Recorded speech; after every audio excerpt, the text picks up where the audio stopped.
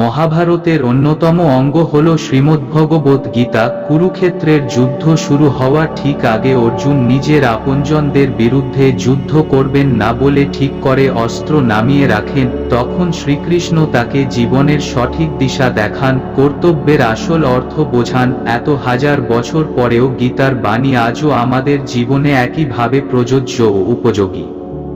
শ্রীমদ্ ভগবদ্ গীতায় জীবনের আসল অর্থ ব্যাখ্যা করেছেন শ্রীকৃষ্ণ।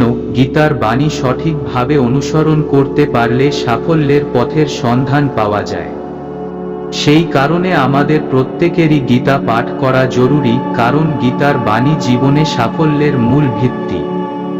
আজ আমরা সেখান থেকে গীতার মূল 5টি বাণী তুলে ধরব।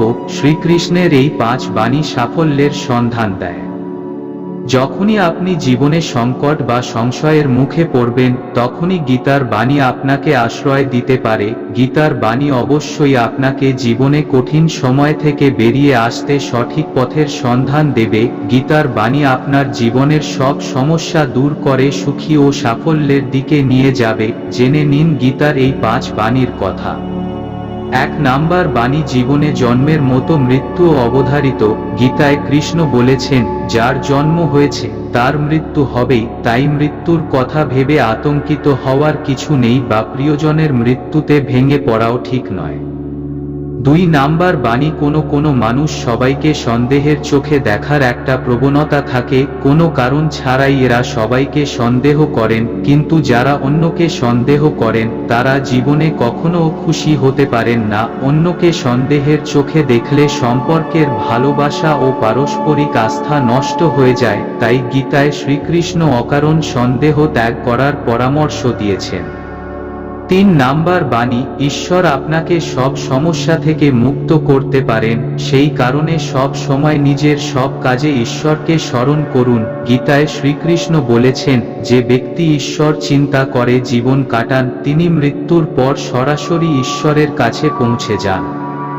4 নাম্বার বাণী, আপনি যদি বুদ্ধিমান হন তাহলে নিজের বুদ্ধি কোনো ভালো কাজে ব্যয় করুন। নিজের বুদ্ধি কখনো কোনো খারাপ কাজে ব্যবহার করবেন না। কোনো ষড়যন্ত্র কখনো নিজেকে লিপ্ত করবেন না। স্বার্থহীনভাবে সমাজের ভালোর জন্য কিছু করুন। এর ফলে আপনি সমাজে যেমন মান সম্মান পাবেন, তেমনি নিজের মনে প্রসন্নতা অনুভব করবেন।